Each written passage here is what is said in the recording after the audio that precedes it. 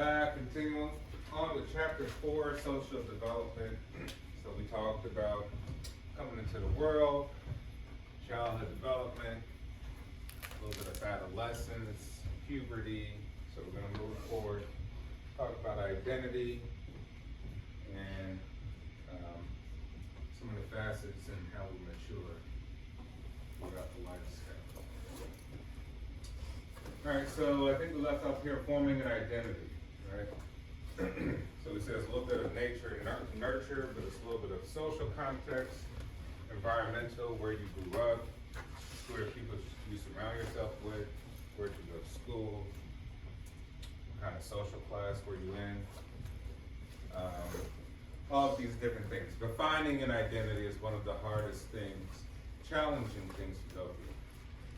Because people who are able to know thyself, know yourself, early on have a bigger advantage in having successful relationships as adults.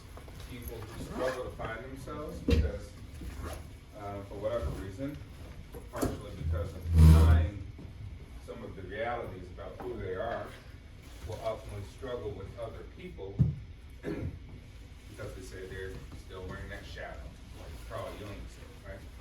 They haven't been able to take that fake face off, right? And just really be who they are deep down inside, which ultimately will help you build sustainable relationships. Then we have group identity, right? Group identity is an interesting one because it deals with in and out group. In and out group theory talks about how we are biased, and prejudiced, and racist, and hateful, and spiteful to people who are not in our group. In our group means any group we feel that we belong to as a member, right? So you say, well, it's a membership. Membership, you need a subscription to a membership. Do you subscribe to that thing? Do you subscribe to your culture? Do you subscribe to your race? Do you subscribe to your religion?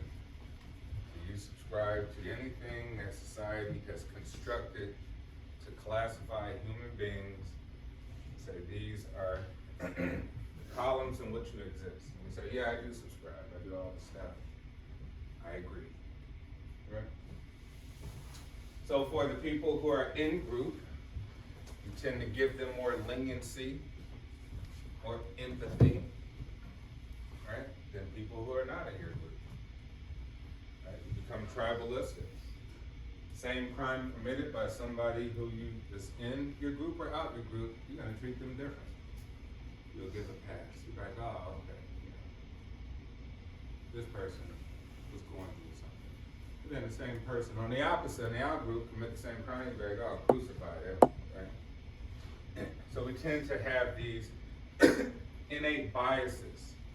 We use them all the time. They're not just like racial or anything like that. You know, it could be short people, long hair, people with tattoos, right? And they treat them differently. Because if we subscribe and believe, right? It's all about what you believe. You only got a couple seconds when you meet somebody to form like value judgments against them. And thus you may find yourself stereotyping people. Like, oh, I expected you to be like this.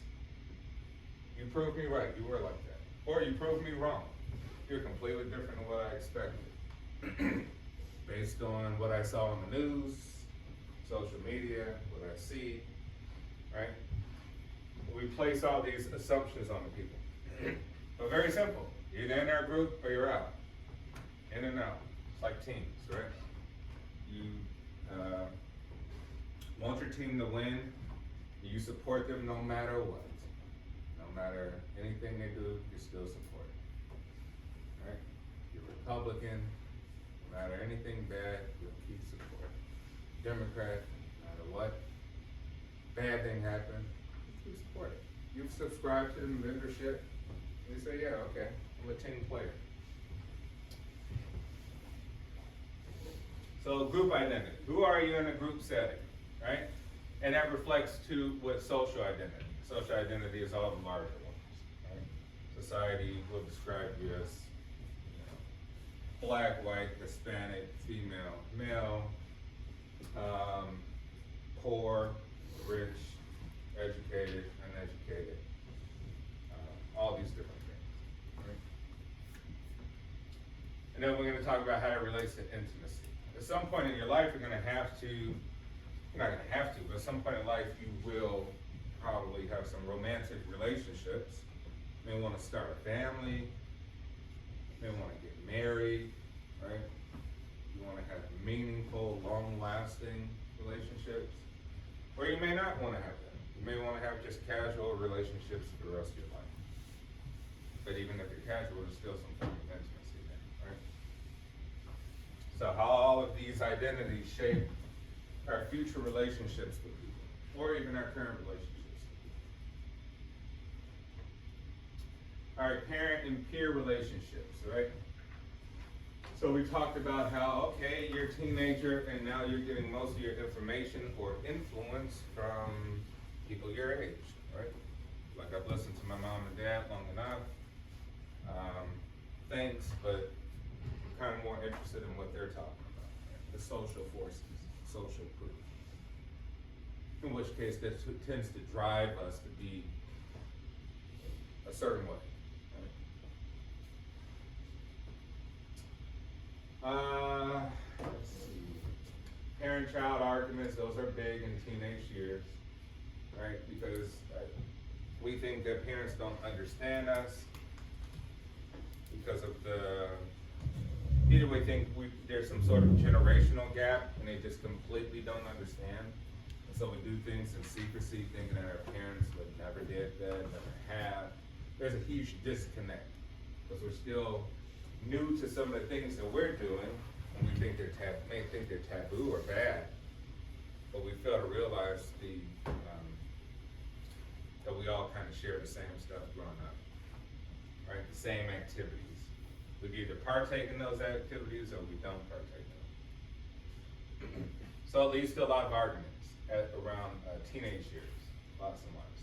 And kids are skipping school, not telling their parents, leaving, staying out late, lying about where they are, et cetera, et cetera.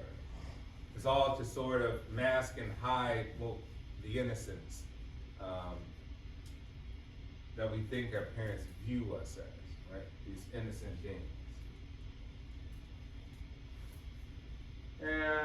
And to blame or not to blame. We'll come back to that. Emerging adulthood, is it a developmental stage? Yes, it is. The text, we don't really need the text to confirm that, right? We just kind of know from ourselves, you guys are emerging into adulthood. Maybe you're not old enough to drink, right? But that's just a legal thing. That's not necessarily means that you're not an adult, right? In reality, you're over 18, so you are adults. But you're probably adults in other ways too, right? Because those are just law. We say the law is great, but it doesn't really define everything, because we say people can have children at 11 years old, right? So the law is one thing, nature is another. So your nature really gives you some sort of adulthood, whether you're mature or not. We talked about during this period of time, you become very athletic, right? You may be sort of the apex of how far you can run, how like weightlifting, athletic things, flexibility, muscular strength, reaction time. Your sensories are very, very high, right? So here's probably when you're at your top of your game, most likely, for like say physical activities. As we get older, okay, this is talking about middle adulthood, right? So these are just changes. These are changes. So middle adulthood would be kind of the opposite. It would be like, okay, these things will decline. Reaction time, sensory awareness, cardiac output. These things will decline over time. And then you'll decline in fertility as time goes on too, which they call kind of middle age crises people have. you hit a certain point in your life and sort of your mood changes, your behavior changes, because it's a lot of reflection about your life thus far. So you just have a lot of changes physically, and so you have to address those because those are kind of new, right? So now you have sicknesses that kind of last a long time, backache, all sorts of things that are new to you.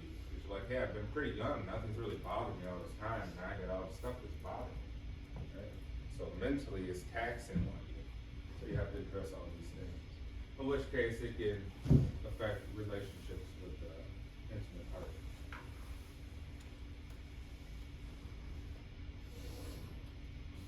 All right, with age, some things are remembered well, reminiscence bumps, which means that at a certain point you start to think about the good times more, right? When you're young, you're doing too much activity to have time to think about the good times as much. Right? When you get older, you start to think about the good times because of all the new changes that are coming around that may not be so good. And so you have sort of a memory bump, right? We'll call it a reminiscence bump. Tip of the tongue forgetting occurs more frequently with age because of the shift in long-term and short-term memory, which means sometimes they can cross wire